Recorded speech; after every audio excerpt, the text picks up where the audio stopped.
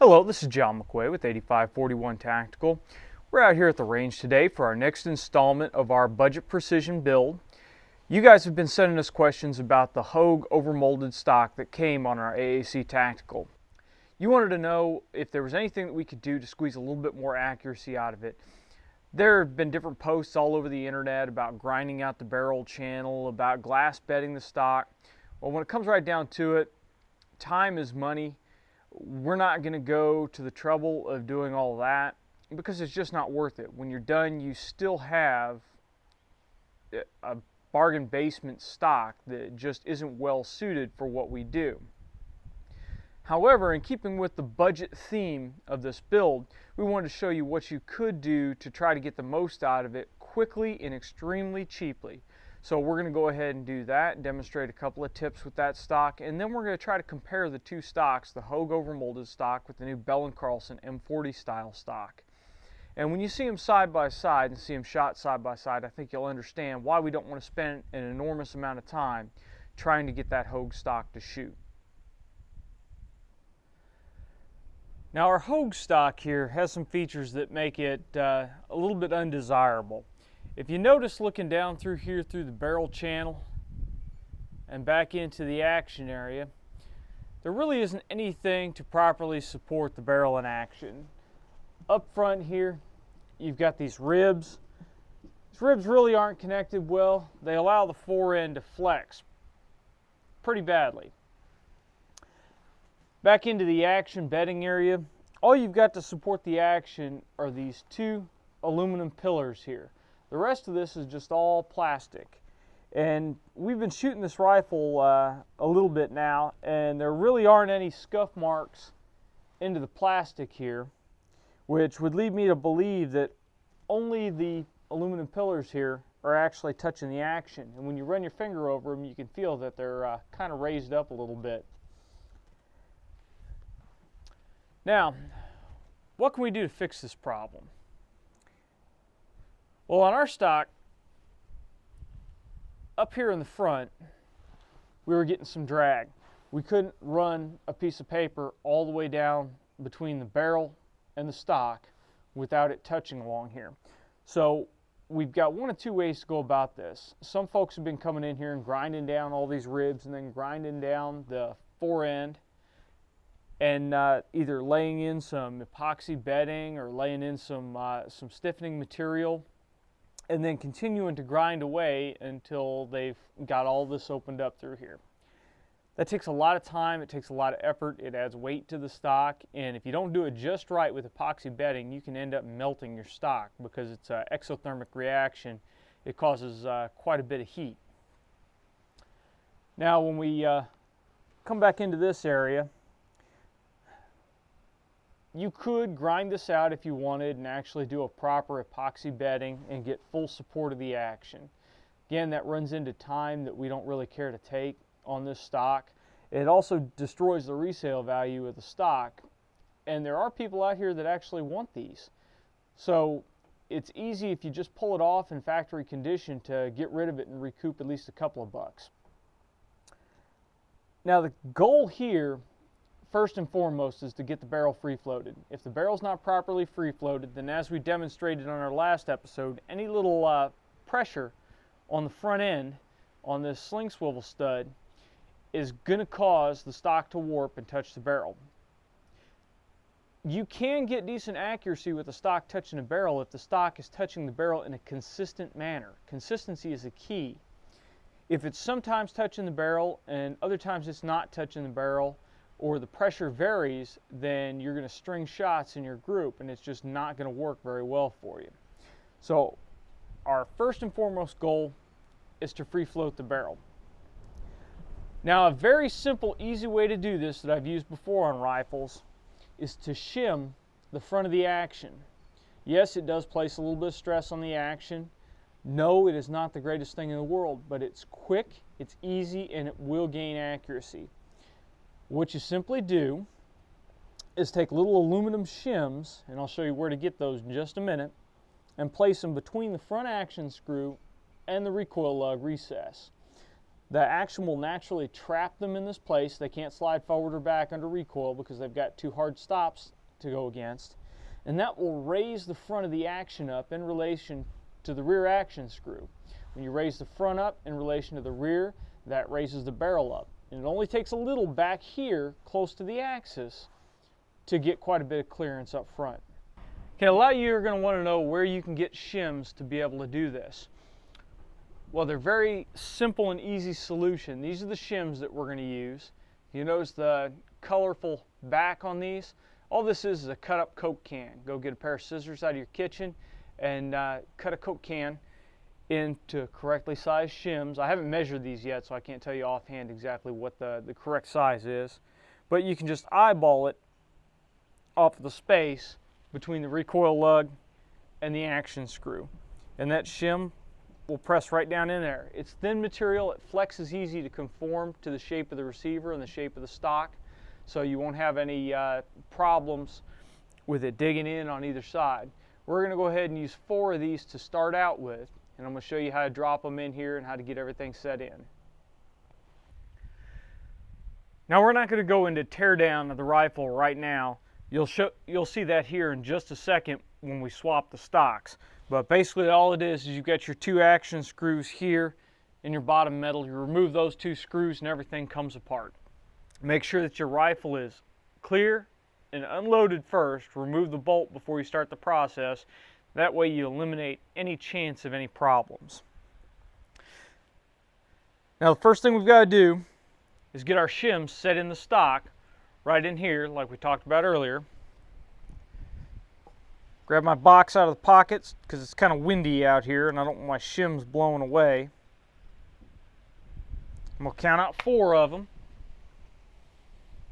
Now, what I like to do, because they have a natural curve to them since they were in can form earlier, I like to make sure that all my curves stack together so all the writing is on one side of them. It just seems like a neater way to do it. I don't know that it actually has any effect on the final product.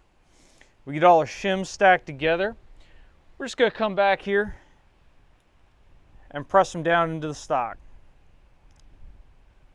Now the trick to this is to get your action into the stock without the shims changing place. Now it's even going to be a bigger trick out here because we've got quite a bit of wind blowing. It's a lovely day at the range.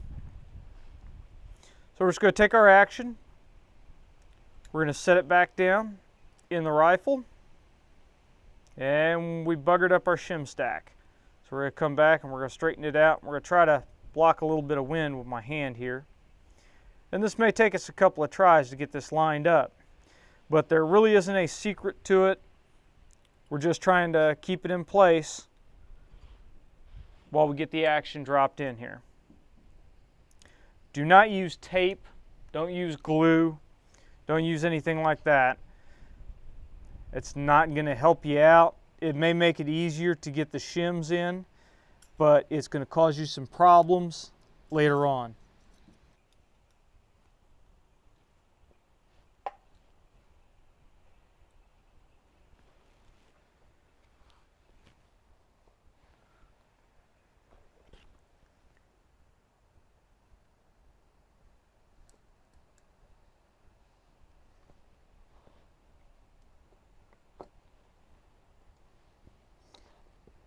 And there we go. It took a little fiddling, but we've got the action set in now with our shims in place. Now, what we need to do, we're going to go ahead and flip it over. We're going to sight down through the hole in there and make sure that we don't have any shims covering our action mounting holes. If that's not the case, we're going to take our bottom metal, our internal box magazine, and we're going to push it down in here and get it latched in.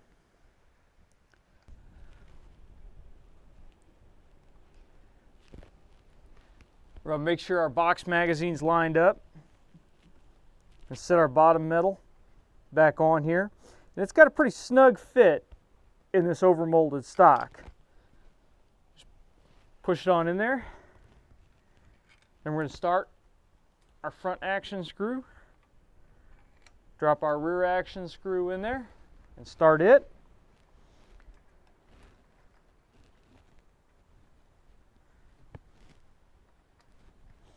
And close your magazine up. Once we've got them finger tight, I like to shift the rifle up, bang it on the butt, and get that action seated before we torque it down. Now we're going to switch over to our torque wrench. Seat this in here. I like to do the front action screw first. Just snug it. We're going to go back and forth here until we hit our torque rating. We should be close. There we go.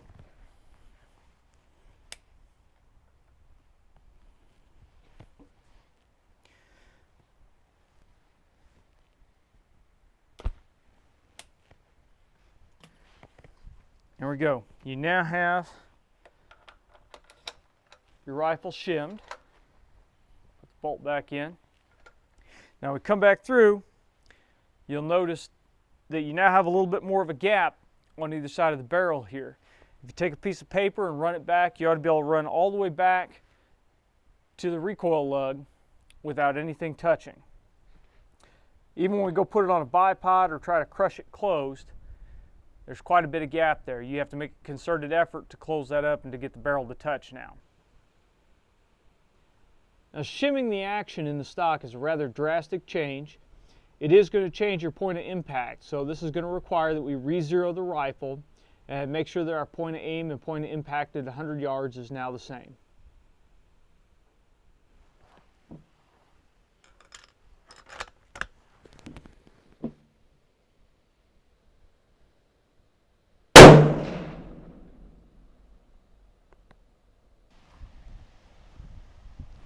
Okay, here are the results of our grouping test. We fired 3 5-shot groups. First one is off a rest, the second one off a bipod and rear bag, and the third one was off of a rest. Now you can see from these two groups, this rifle definitely prefers being shot off of a rest, even with the shim stock. What I believe that is because the recoil impulse of the rifle, I think, is still allowing the front end to flex and touch the barrel when it's on a bipod. You've got a bipod acts as a lever, and it's got a really good amount of leverage to torque that fore end up. When you're shooting off of a rest or off of a backpack or anything like that, the stock will slide instead of catching and whipping. So with it sliding, I don't believe it's coming in contact with the barrel. And as you can see down here, this is an extremely good group for this kind of rifle. Now we're not going to go shoot 5 5-shot groups to show you how effective shimming is. You're going to have to find that out on your own. It does work. You can see, comparing these groups to what we were previously getting with this rifle, that shimming does in fact work. How well it works in your particular model will be dependent upon how many shims it takes to get there, how bad your stock is. It is not something you want to use on a professional rifle. This would not be a technique for a police sniper rifle, because in the end you have a loose piece of metal floating around in there. It's only being clamped in by the torque of the action screws between the action and the stock, pinching it together.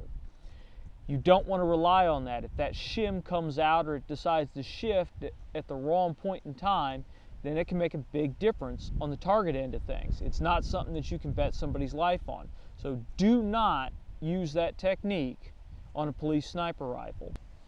Now that we've got this done, we're going to switch over and we're going to put 4 more groups on here with our new Bell & Carlson M40 style stock. And we'll demonstrate to you the difference. It's probably not going to better this group, but it's going to remain pretty consistent. And what you'll see, we're going to shoot 2 groups from a bipod, 2 groups from rest, and you're going to see that the groups from the bipod should be considerably tighter than the group that we shot up here from the bipod with the Hogue Stock.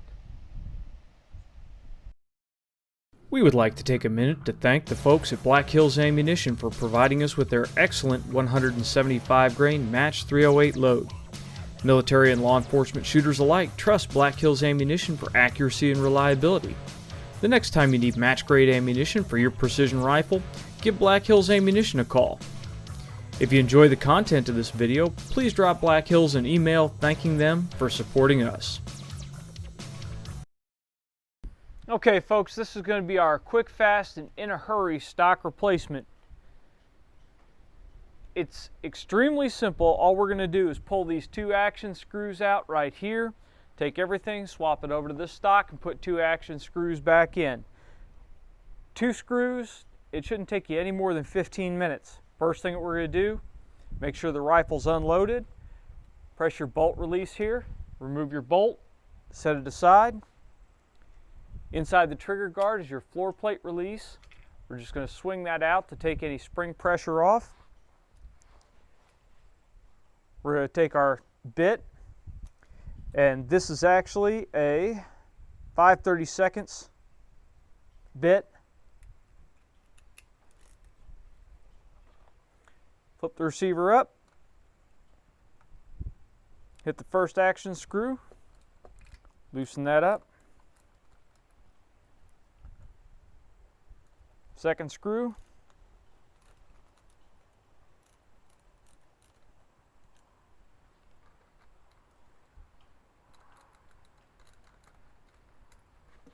And we're just going to spin these screws out. And try not to drop the bit.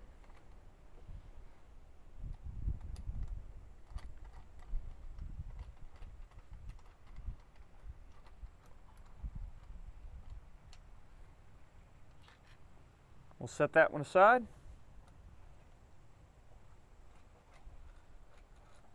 Move the front one, set it aside. Now you'll notice these are 2 different sizes. The front action screw is shorter than the rear action screw. Make sure you don't get them mixed up. Simply pull our bottom metal off, set it aside. Now carefully, if you've got your shims in there, you don't want to lose those. We're going to lift the stock up off of the action. And our shims fell out right there. We'll go ahead and collect those. Just pick it up, set the stock aside. Now you want to be careful that when you're taking the stock off that you don't torque on the trigger. You also may have your box magazine. It may pop off in the process because it's not secured on there. It's just friction fit inside of here. That's not a big deal. Just set it down. We're going to go ahead and stow our shims here real quick. Now we're going to take a look at our stock. We're going to make sure there aren't any burrs, aren't any great big paint bubbles sticking up. Run your fingers down the stock. Make sure there are no chips from where they installed the sling studs. Now I'm going to compare these 2 stocks here quickly. Now if you'll notice, at first glance, they look pretty similar. You've got a standard swept-back pistol grip style stock, but if you look a little bit closer, you'll notice things like on the Hogue grip, the pistol grip comes pretty far back. If I line up the action screws on them, the Hogue grip comes back quite a bit further than the Bell & Carlson. This gives your hand more of a vertical position and gets your trigger closer, or your finger closer to the trigger. Secondly, you'll notice the combs here. The Bell & Carlson has a higher comb than the Hogue stock. This gets your eye better in line with the stock, or better in line with the scope. Lastly, on the forend, you've got kind of a more squared off, beefy forend on this. The flat bottom on it works better for riding barricades or bags. The Hogue stock, it's got a little bit of a flat, but it's more rounded. And the biggest difference between the 2 is the full aluminum bedding block in the Bell & Carlson stock. This is an aluminum chassis embedded into the fiberglass here. It actually extends from the grip all the way to the end of the stock. These sling swivel studs are actually screwed through an aluminum block. This holds your receiver in a much more consistent fashion than just these 2 little aluminum pillars. And you'll see that when we get it installed and shoot on the target. We're going to set our Hogue stock aside, take our receiver, drop our box magazine back in here. You'll notice that there's a narrow end and an open end. The narrow end goes against the receiver. Set it in there, Take our stock, set our stock down over the action. Going to take our bottom metal and just drop it into the inlet and make sure that it mates up with the magazine in here. Now we'll just close that in there to get it out of the way. Drop our rear screw in, drop our front screw in, and we're just going to start these screws. We're not really going to torque them down. We're just going to get them started here. Rear screws the same way. Just get started, get it finger tight. Go ahead and close the floor plate. Bounce the action on the deck, or bounce the stock on the deck a couple of times. That seats the action rearward against the stock. That makes sure that the recoil lug is in its recess. We're going to take our torque driver, slap our torque driver on here, and we're going to run it to 65 inch-pounds. We're going to do this incrementally front to back so we make sure that we get even torque.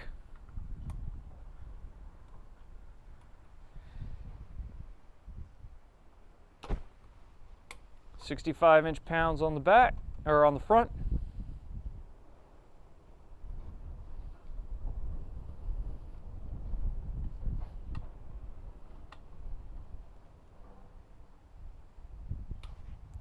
.65 inch-pounds on the back. Go ahead and reinsert your bolt. And you're done.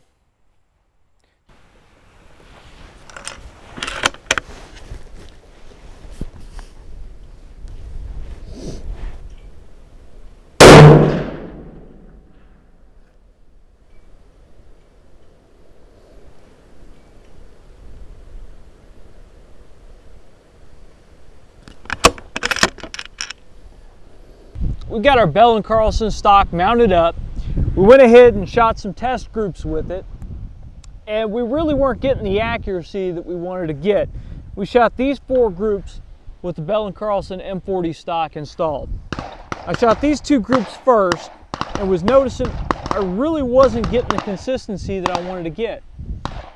I changed the torque value on the action screws, dropped it down a little bit, and fired 2 more groups, and actually was getting a little bit worse accuracy. So I then tore the action back out of the stock, went over the bedding block in the stock and made sure I didn't have any debris there, went over the action, wiped it down again, made sure I didn't have any grit or anything left over stuck to the bottom of the action, reinstalled it, torqued it back to 65 inch-pounds, and then shot these 2 groups up here. Now both of these groups, the one up here is about 3/4 minute wide by about ½ minute to ¼ minute tall. The one down here, we've got a real nice about ½ minute cluster, and then we've got one drop down here which opens it up to about a minute. These are pretty much acceptable. These are what I expected to see going from the Hogue stock to the Bell & Carlson stock. Now this one dropped down here. This could have been me. We're kind of rushing towards the end of the day here, but then again, it may not. It may just be the harmonics of the system. What we should see as we go along and shoot this system is the action should mate to the aluminum bedding block over time. The continued recoil slamming that action down should help to form the 2 together. On my other 700 that I've had a Bell & Carlson light tactical on for several thousand rounds, you can actually now see tooling marks from the bottom of the action transferred into the bedding block.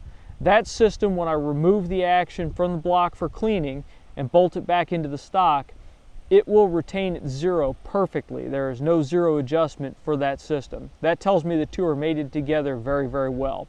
We should see that with this rifle as we go along and we get some trigger time on it. The accuracy I'm seeing here, this is acceptable. This is to the point where I would not mind shooting a local match with this rifle. It'll do well with it. I can be sure that with the new stock on it, that regardless if I'm shooting off of barricades, bipod, what have you, the consistency will be there. I don't have to worry about how much pressure I'm putting on the fore end or if I'm holding the rifle just right. It should give me the same amount of pressure on the action no matter what. And that's what you're looking for in a quality stock. You just want to make sure that you don't have to worry about what you're doing to the stock, that it's going to hold the rifle in a consistent manner.